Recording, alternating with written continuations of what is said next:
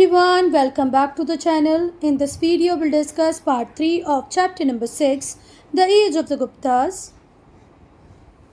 We have discussed till here in part 2. We'll start part 3 with provincial and local administration. बेटा अब हम provincial administration को पढ़ेंगे, local administration को पढ़ेंगे. जैसे आज हम इंडिया में देखते हैं सेंट्रल गवर्नमेंट है, स्टेट गवर्नमेंट है, लोकल लेवल गवर्नमेंट है. लोकल लेवल गवर्नमेंट में म्यूनसिपालिटीज़ है, म्यूनसिपल कॉरपोरेशन और विलेज पंचायत है.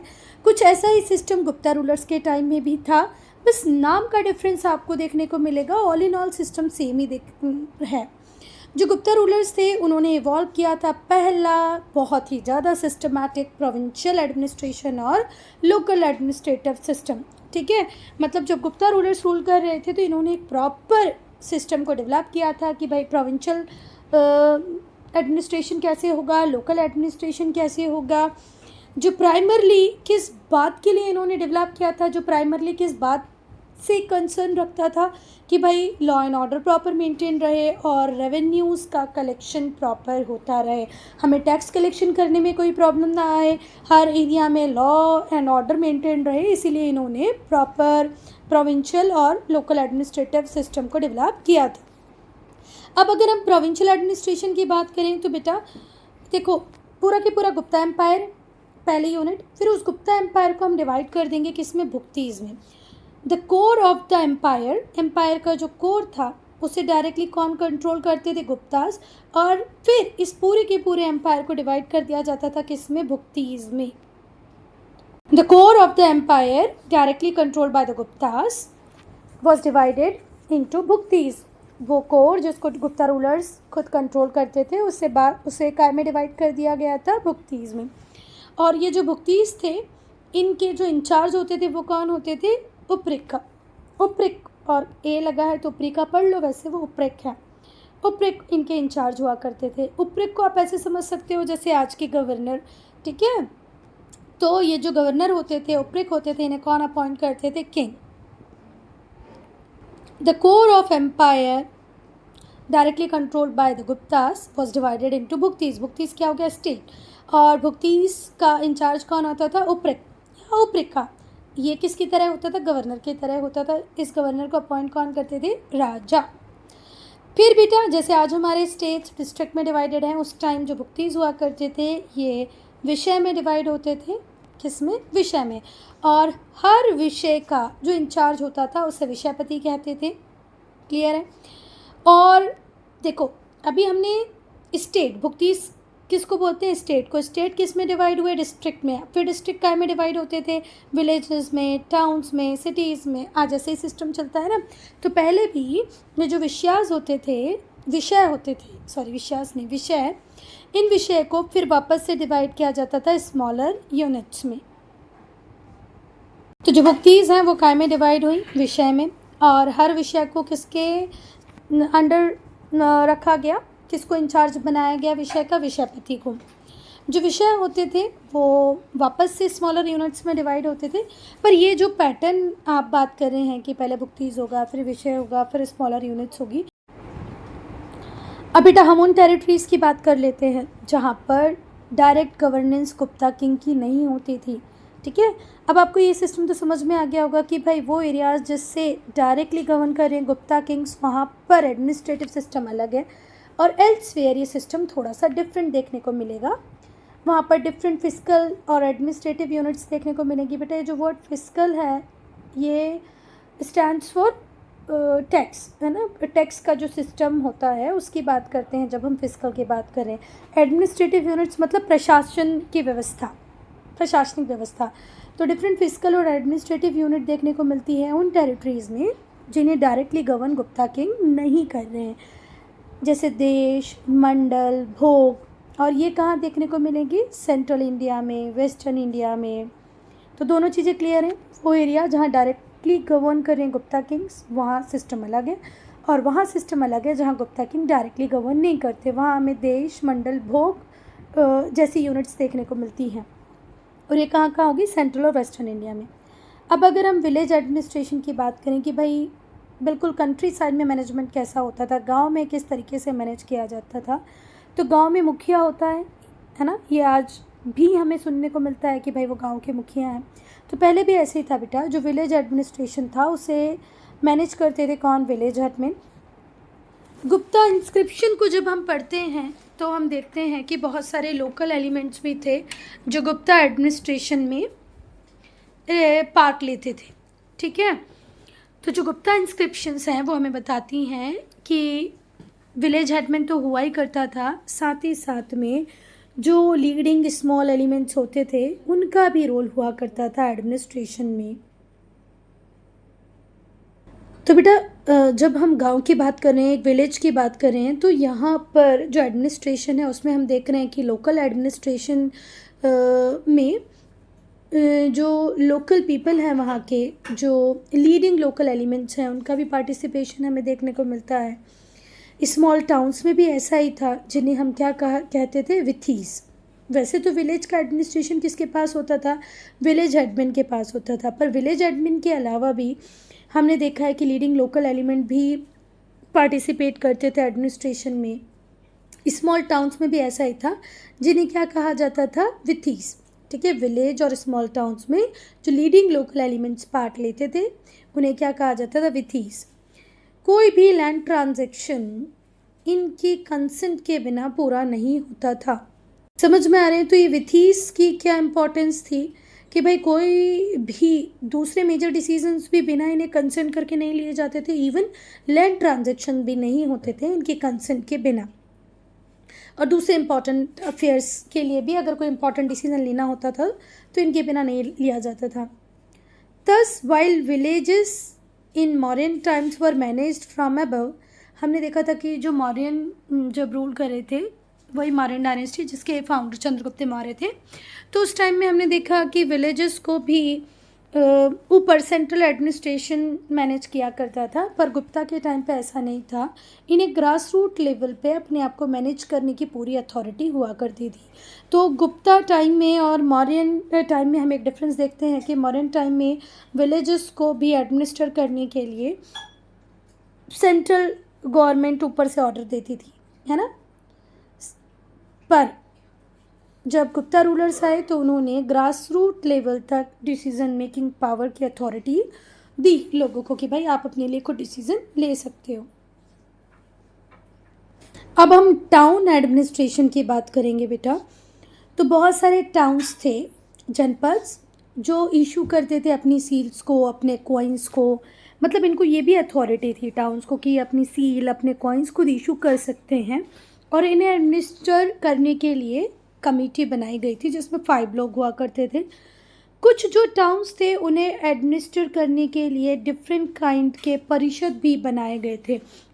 तो जहाँ हमने रूरल एडमिनिस्ट्रेशन को देखा, विलेज एडमिनिस्ट्रेशन को देखा कि विलेज हेडमैन होगा, विथीस का भी रोल होगा, है ना।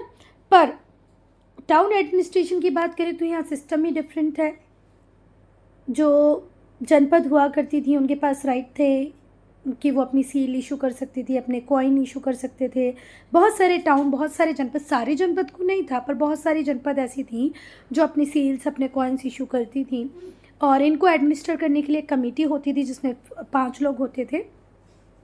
और कुछ टाउन को एडमिनिस्टर करने के लिए कुछ प्रकार के परिषद हुआ करते थे। गुप्ता एम्पायर के टाइम पर बेटा जितने भी टाउन हुआ करते थे उन्हें यूजुअली एक ऑफिसर के अंडर प्लेस किया जाता था। वो ऑफिसर हुआ करता था जो पूरे टाउन का एडमिनिस्ट्रेशन देखता था, जिसे हम पुरपाल कहते थे।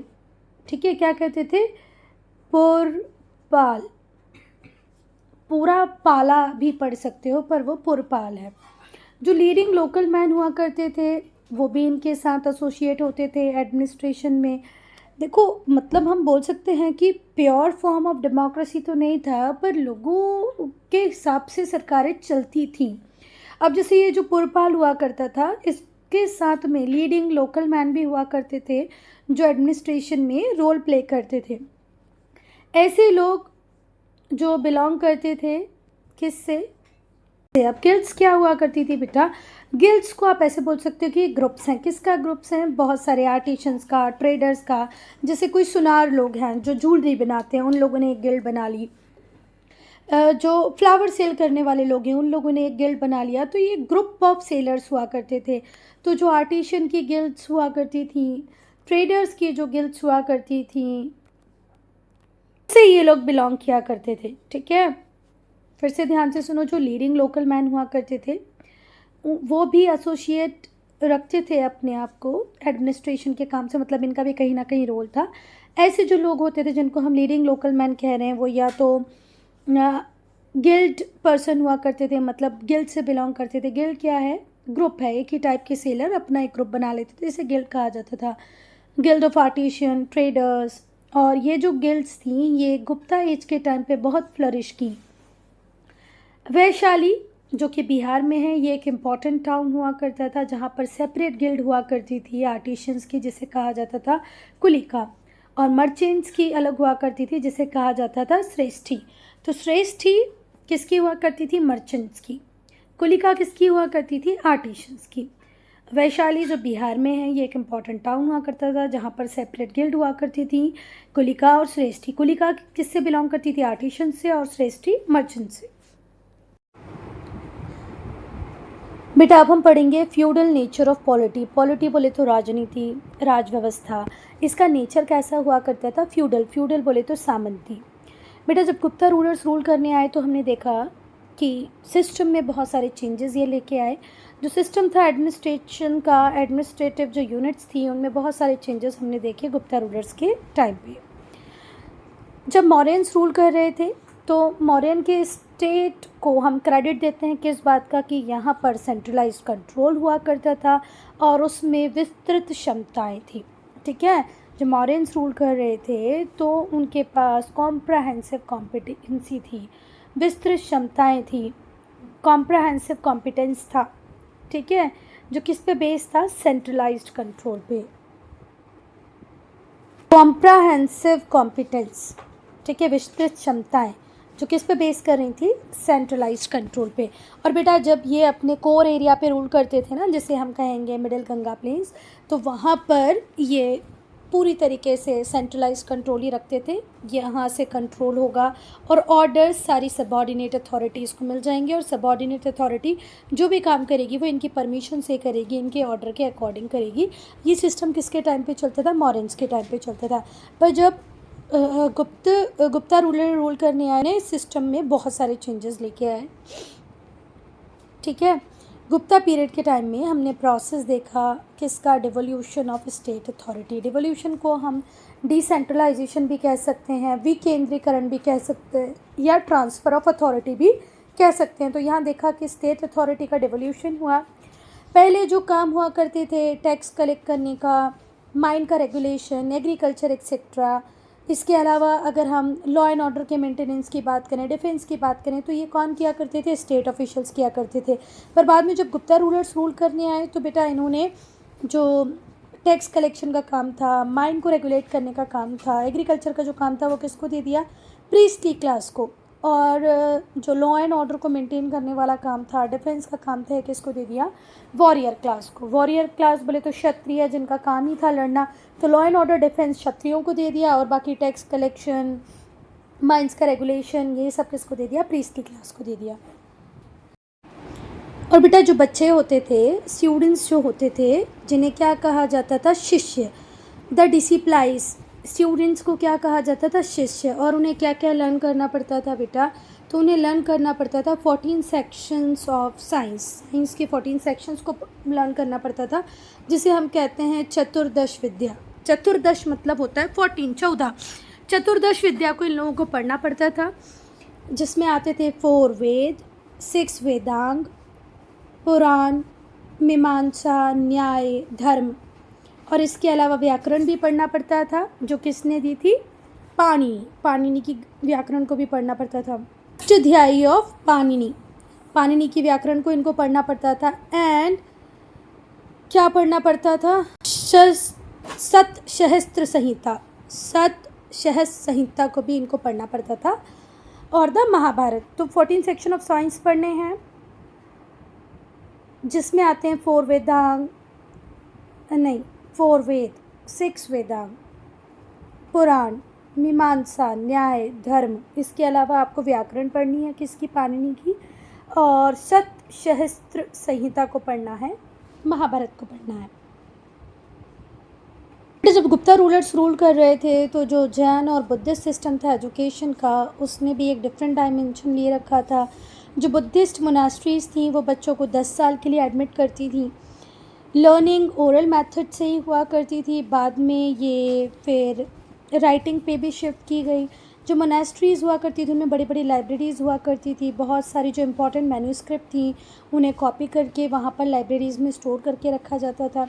जो बच्चे हुआ करते थे दूसरी कंट्रीज़ के, वो भी इंडिया में आके पढ़ाई करते थे। कहाँ कहाँ से बच्चे आते थे इंडिया में, चाइना से, साउथ ईस्ट एशिया से, ठीक है। वो कहाँ पर आते थे, बुद्धिस्ट मोनास्ट्रीज़ में आते थे पढ़ने के लिए।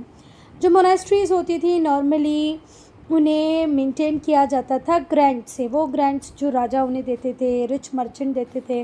राजा अपने एरिया में शिक्षा को बढ़ावा देने के लिए बहुत सारा पैसा मोनास्ट्रीज़ को दे देता था। कुछ रिच मर्चेंट्स भी दान दे देते थे, ठीक है। और ये जो मोनास्ट्रीज़ हुआ करती थी जिन्हें ग्रांट्स के थ्रू चलाया जाता था, वो अट्रैक्ट करती थी बहुत सारे स्कॉलर्स को, दूर से पास से बहुत इंटेलिजेंट लोग, मतलब स्कॉलर्स यहाँ पर पढ़ने आया करते थे। फायान ने भी बहुत सारे साल पाटलिपुत्र मोनास्ट्री में बिताए, बुद्धिस्ट रिलीजियस टेक्स्ट को पढ़ा। हायर एजुकेशन को भी गुप्ता पीरियड में बहुत इंपॉर्टेंस दी गई, क्योंकि हमने देखा कि जब गुप्ता रूलर्स रूल कर रहे थे तो बहुत सारी यूनिवर्सिटीज़ इंडिया में बनी, और उस टाइम में बहुत सारी यूनिवर्सिटीज़ इंडिया में एग्जिस्ट करती थी। दो सबसे ज़्यादा पॉपुलर जो यूनिवर्सिटीज़ थी उनका नाम है तक्षशिला और नालंदा। नालंदा बिहार में और तक्षशिला पाकिस्तान में है। जो तक्षशिला यूनिवर्सिटीज़ थी वो फर्स्ट फ्यू सेंटर्स थे वर्ल्ड के जो हायर एजुकेशन को ऑफ़र करते थे। आज एजुकेशन सिस्टम को हम बहुत बुरा बोलते हैं कि इंडियन एजुकेशन सिस्टम सही नहीं है बेटा, पर वर्ल्ड की जो एंशिएंट यूनिवर्सिटीज़ हैं उनमें से एक यूनिवर्सिटी तक्षशिला हमारे इंडिया में थी, है ना, जो पाकिस्तान में है। ये जो यूनिवर्सिटी थी उसे गुप्ता एम्पायर के पहले से ही एस्टेब्लिश कर दिया गया था। नालंदा यूनिवर्सिटी की बात करें तो ये बहुत रिनाउंड एजुकेशनल इंस्टीट्यूशन था एंशिएंट इंडिया का। ये कहाँ पर, राजगृह बिहार में लोकेटेड है। बहुत सारी इन्फॉर्मेशन हमें मिलती हैं नालंदा यूनिवर्सिटी के रिगार्ड्स में, किससे, इंस्क्रिप्शन से। फिर हुआनज़ैंग जो एक चाइनीज़ बुद्धिस्ट स्कॉलर थे वो भी इंडिया में आए, ठीक है। वो कब आए थे, जब हर्षवर्धन रूल कर रहे थे। हर्षवर्धन के रूल के टाइम पे हुआनज़ैंग इंडिया आए थे और उन्होंने भी बहुत कुछ लिखा है नालंदा यूनिवर्सिटी के लिए, और इंस्क्रिप्शन से भी हमें पता चलता है किसके रिगार्ड में, नालंदा यूनिवर्सिटी के रिगार्ड में। जो यूनिवर्सिटी ऑफ नालंदा थी उसकी बहुत ही सुंदर, बहुत ही बढ़िया सी बिल्डिंग थी। 8 कॉलेजेस बनाए गए थे, ठीक है। और 8 कॉलेजेस नहीं बेटा, एटलीस्ट 8 कॉलेजेस की बात करें कि कम से कम 8 तो थे। जो यूनिवर्सिटी ऑफ नालंदा थी उसकी बहुत ही बढ़िया बिल्डिंग थी। एटलीस्ट 8 कॉलेजेस थे जो डिफरेंट पैटर्न्स ने बनवाए थे, ठीक है। डिफरेंट जो लोग थे जो शिक्षा के लिए बहुत बड़ा बड़ा दान दे रहे थे उन लोगों ने बनवाए थे, जिसमें से कि एक बनवाई थी किसने, किंग ऑफ सुमात्रा ने। सुमात्रा के राजा ने भी एक कॉलेज नालंदा यूनिवर्सिटी में बनवाया था, जिनका नाम क्या था, उन राजा जो सुमात्रा के राजा थे उनका नाम था बालपुत्र देव। बालपुत्र देव जो सुमात्रा के राजा थे उन्होंने भी एक कॉलेज बनवाया था, कहाँ पर, नालंदा यूनिवर्सिटी में। हुआनज़िंग के अकॉर्डिंग जो पूरी की पूरी यूनिवर्सिटी थी वो एक कैंपस में थी, मतलब एक पूरा ब्रिक से बना हुआ एरिया था, एनक्लोज्ड एरिया था, जहाँ पर कम से कम 8 कॉलेजेस तो थे, ठीक है। जो नालंदा यूनिवर्सिटी थी वो बहुत सारी फैसिलिटीज़ देती थी बच्चों को जो वहाँ पर पढ़ते थे। बड़ी सी लाइब्रेरी सी जिसे हम कहते हैं रत्न सागर। आज पता है रत्न सागर बड़े पब्लिशर हैं, जितने कोई नहीं जानता कि रत्न सागर का नाम कहाँ से लिया गया है। सब यही बोलते हैं, इवन हमारे स्कूल में ही बोलते हैं कि रत्ना सागर का पब्लिकेशन पढ़ रहे हैं हम, रत्ना सागर का पब्लिकेशन पढ़ रहे हैं, रत्ना सागर की एसएसटी, रत्ना सागर की साइंस। वो रत्ना सागर नहीं है बेटा, रत्न सागर है, ठीक है, रत्न सागर। कौन सा सागर, रत्न सागर। पहली लाइब्रेरी का नाम क्या है, रत्न सागर। दूसरी का है रत्नोदती और तीसरी का है रत्नरंजक, ठीक है। रत्न सागर, रत्न रंजक, रत्नोधति, ये 3 लाइब्रेरी हुआ करती थी नालंदा यूनिवर्सिटी में। लगभग 10,000 से भी ज़्यादा बच्चे यहाँ पर पढ़ते थे, है ना। There were more than 10,000 students and teachers और स्टूडेंट्स को मिलाकर 10,000 से भी ज़्यादा के लोग यहाँ पर रहते थे। और ये जो लोग थे, ये लोग कहाँ कहाँ से आए थे? Korea, Mongolia, Japan, China, Tibet, Ceylon and various parts of India. तो नालंदा यूनिवर्सिटी में बहुत सारी फैसिलिटीज़ थी स्टूडेंट्स के लिए। 3 बड़ी बड़ी लाइब्रेरियाँ थी, रत्न सागर, रत्न रंजक और रत्नोधति। लगभग 10,000 बच्चे थे, मतलब 10,000 लोग थे, बच्चे और टीचर दोनों को मिला के। ये कहाँ कहाँ से आए थे? Korea, Mongolia, Japan, China, Tibet, Ceylon और वेरियस पार्ट्स ऑफ इंडिया। जो सब्जेक्ट पढ़ाए जाते थे नालंदा यूनिवर्सिटी में वो क्या क्या थे? 4 वेद, लॉजिक, चारों वेदों को पढ़ाया जाता था, लॉजिक पढ़ाया जाता था, ग्रामर पढ़ाई जाती थी, इवन मेडिकल साइंस भी पढ़ाया जाता था, सांख्य फिलॉसफी, योग फिलॉसफी, न्याय, Buddhist work of different schools, ये सब नालंदा यूनिवर्सिटी में पढ़ाया जाता था। नालंदा यूनिवर्सिटी कोई ऑर्डिनरी यूनिवर्सिटी नहीं थी बेटा, यहाँ से आप पोस्ट ग्रेजुएट डिग्री ले सकते थे। पर इस यूनिवर्सिटी में एडमिशन बहुत ही डिफरेंट मतलब कॉम्प्लेक्स था, डिफ़िकल्ट था, मतलब आसानी से यहाँ एडमिशन नहीं मिलते थे। नालंदा यूनिवर्सिटी कोई ऑर्डिनरी यूनिवर्सिटी नहीं थी, ये पोस्ट ग्रेजुएट इंस्टीट्यूशन था और इसमें एडमिशन मिलना बहुत ही कॉम्प्लिकेटेड टास्क था, बहुत टिपिकल था, मुश्किल था। एडमिशन के पहले ही एक एग्ज़ामिनेशन हुआ करता था, उसको हार्डली 20% बच्चे ही पास कर पाते थे, रेस्ट 80% बच्चों को रिजेक्ट कर दिया जाता था। मतलब आज की IIT IIM से भी ऊपर है ये। 20% स्टूडेंट्स को रखा जाता था, 80% रिजेक्टेड होते थे। जो मोस्ट ब्रिलियंट होते थे उन्हें ही इस यूनिवर्सिटी में एडमिशन मिलता था। नालंदा यूनिवर्सिटी बहुत ज़्यादा लाइमलाइट में रही, कब तक? 12th सेंचुरी AD तक। पर फिर मोहम्मद बिन बख्तियार खिलजी ने इसे डिस्ट्रॉय कर दिया, जो मोहम्मद गौरी का जनरल था। मोहम्मद गौरी का जनरल का नाम क्या था? मोहम्मद बिन बख्तियार खिलजी, जिसने नालंदा यूनिवर्सिटी को डिस्ट्रॉय किया। आज सिर्फ इसके रिमेन्स हमें मिलते हैं, ठीक है। Today only the remains of magnificence and glory can be seen. आज इसके सिर्फ रिमेन्स हमको मिलते हैं बेटा। ये वीडियो हम यहीं एंड कर रहे हैं। साइंस वाला पार्ट हम पार्ट 4 में डिस्कस करेंगे।